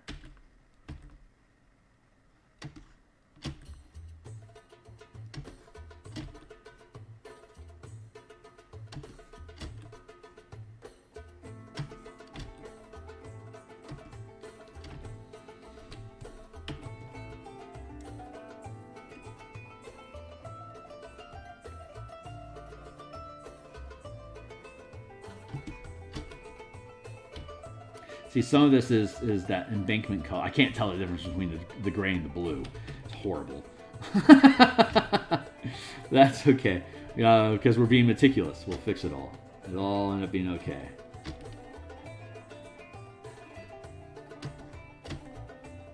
But yeah, raster tools are a lot sloppier. Like layers and raster is just. I am not a clean, efficient, like crisp artist. I am very sloppy, organic, ishy sort of artist, which I do not appreciate sometimes. It's great when I'm doing character art and like environmental stuff. That loose style that I have is great for just like grit and texture and like faking little details that kind of feed in an idea. Oops, I did miss some stuff over here. But precision work and like draftsman, like I love drafting classes in school. Freaking loved converting three-dimensional objects into two-dimensional schematics from different perspectives. That stuff was my freaking jam. But it also requires a level of precision that I just have not focused on. So all my work always has like this rundown sort of look to it. Broken in, I guess, would be a generous way of expressing that.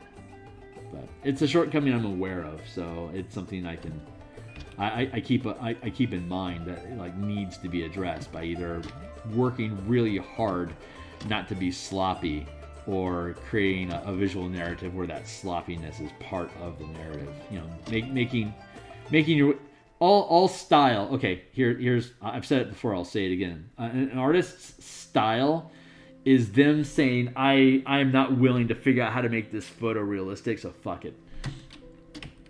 I'm gonna call it my style. My style is like not drawing feet. Like that is not a style, my friend. That is a drastic shortcoming in your anatomy. If you can reproduce with accuracy a photo that you're looking at, then I will believe that your style is a choice. Until you can reproduce that photorealism to a degree where people are like, yeah, that looks good. If you can't do that, then your style is you just compensating for shortcomings. And the more realistic you can be about that, the more you can actually look at fixing your problems instead of trying to hide behind, well, this is just how I do my art. It's like, no, you're a coward. You're a fucking coward. And just own it, that you're not good enough. And use whatever it is that you're trying to do. If you're trying to make it look good, just adopt a quote-unquote style for that project that's going to allow you to achieve the level of realism or the level of detail or the quality that you are content with. But don't hide behind your fallacies as a style, because it's going to leave you stuck there. You will not be able to evolve. You can be a flawed artist. It's okay for you to say, I don't know how to do this shit. And because of that, here's what I can offer to you. And if you build it well, it'll be aesthetically pleasing and people will be okay with where you are at in the process. I see a lot of artists that are not as evolved as I am, that haven't had the opportunity to work on it for 40 years like I have. So they're gonna have some shortcomings. And once you're honest with yourself about your own path, when you look at somebody else's work, you don't have to be critical of where they're at. You can recognize where they are on their path and be able to appreciate the things they're actually good at producing. Like I can see within this set of skills that you have, you've gotten really good at X. Like your weapon details are excellent. Your line structure is great. Your perspective needs improvement. But these are things that people are always working on. So like that's a common one. Like you can have somebody with really precise lines, but not great mastery of perspective. So their shit looks off. But you can still respect where their CAD skills are at and what they'll evolve into once they start locking down their own perspective issues. Anyway, as an example, for instance, I need to clean up this island here.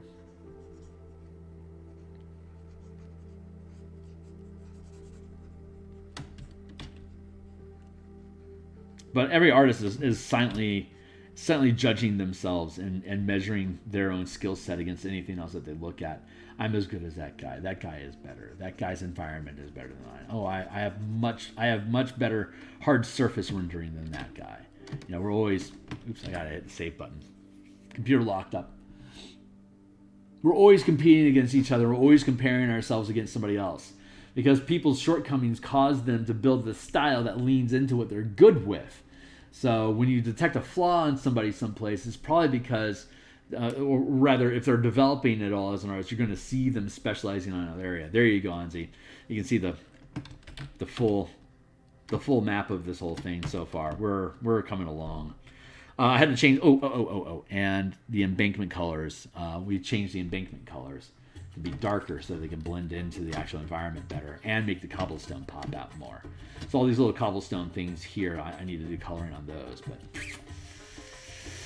yeah, my dude, this is where we are at. We actually finished that circuit. I didn't think we were going to finish that, but we did. So nice. And we're at 10:55. We only have a few minutes left on the block. So I'm going to go ahead and be content here for today. When we come back, we're going to clean up. We're going to add in the coloring and stuff for these little lean-on pieces, like all this cobblestone stuff that's falling into the water, but isn't grit, soil, or embankment. Has a different language to it. So we need to address that. We need to finish up gritting, putting grit on the gazebos and inside of the crypt. And then we need to put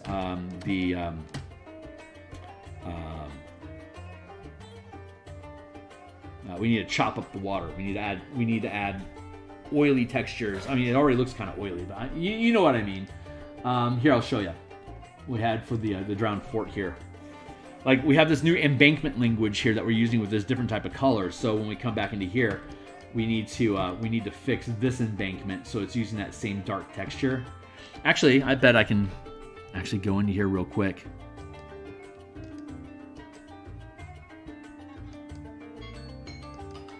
Oh no, I didn't. Okay. So the color that we have for the embankment here is the same color that we have for the cobblestones over here. You see these things? I'm flipping back and forth, and they're identical. Basically, they're like off by a pixel or two because I have some blur. I have some smudge effects going on. But when I did this, the embankment stack here, I only put in the shading from the top to the bottom. But what I'll be able to do now is go to here and here, and then let's go back to this one, and then hide that. Zoom in, grab that color, embankment, zoom out, save, drop to this other one, jump in here, and now we can. Oops, wrong layer, Kearney. Here. We can do here and have the same effect. So we need to come back through and we need to fix this.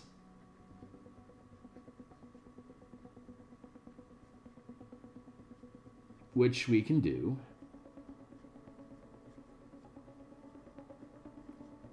More thoroughly when we finish the cemetery map. Let's come back through and fix this. But like you can see, we can have that going on. But this is this water is much more active because it's draining down this hole into this drain that leads into the tunnel that leads down to where it's accumulating here on this incline towards the end of the tunnel. But I want to have like this blurbly effect, like this is being driven by momentum of the water going downhill. But once it hits here, it gets stagnant.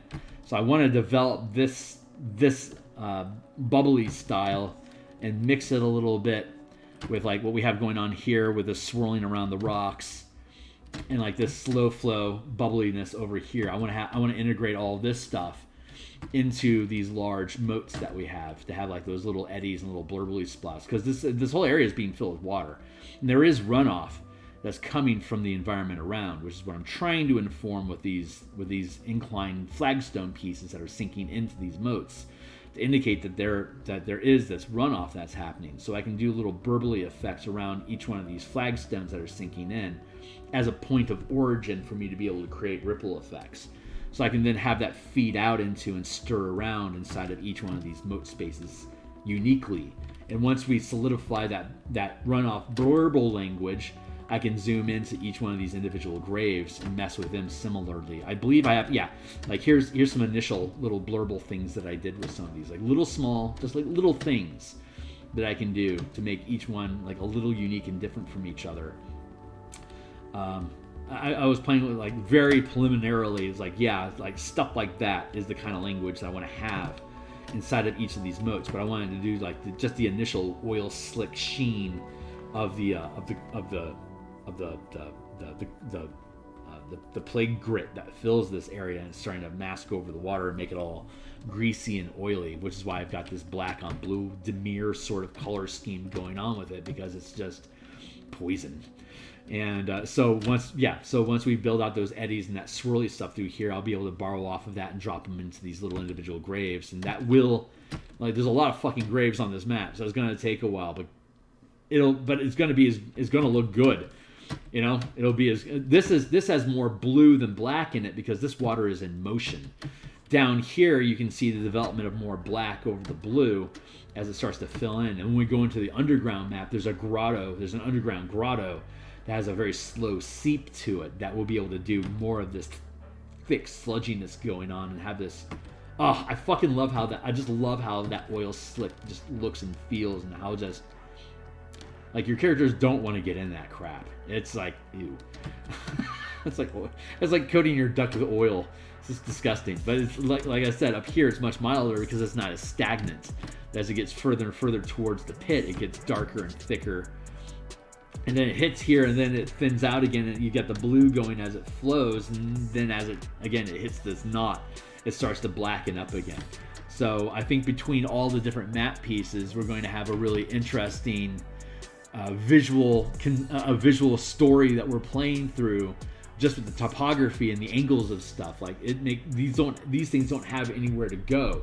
So them having a higher black versus blue ratio makes a lot of sense for the context of what we're building. So that's a fun thing. That's like a fun language that I can express through the visuals of this. So that's where we're heading. That's what we're doing. And it takes time, obviously, but if we're going to build adventures, we should have really fucking cool looking maps that are interesting to look at, because they themselves is just a piece of compelling art for people to want to, fuck around with this place and check it out. So, and then once we peel out each piece and we build alternate scenarios for people to use these maps and for different reasons, we can like have a holiday Scooby-Doo thing that comes out in October we could fuck around with this thing with.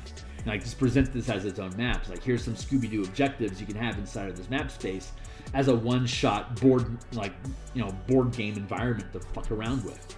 You want to have a one-shot Halloween thing. It's like, great, find the Spectre's skull in this cemetery, and if you do, then that'll quell the spirit that's harassing old Wiggum's farmhouse, or whatever. So we can once you have the asset in place, you can mess around with it a lot of different ways, which is what we're planning on doing. So anyway, that's I'm at 11 o'clock. It's 11:03. I'm actually over time, so I'm gonna have to cut stream for the day. And hey, thanks Ozzy for the anniversary things. It's been a fun ride. If there's anyone out there that's still listening, like and subscribe so I can continue building momentum. I'm looking forward to the adventure itself, the transcript being edited and ready for layout, so we can jump into here once these maps are done. We'll be able to take the full text and drop it into our layout program and start building the pages, cutting up the map and dropping in pieces of the map on the pages where the pages are describing each area inside of the map. So having all the maps done first is important, so we can just screenshot and peel off pieces and just drop them into the blank spot where the text is pointing at things like this happens here and this happens here and here and here. And we can layer all that shit out. We'll build all that together here.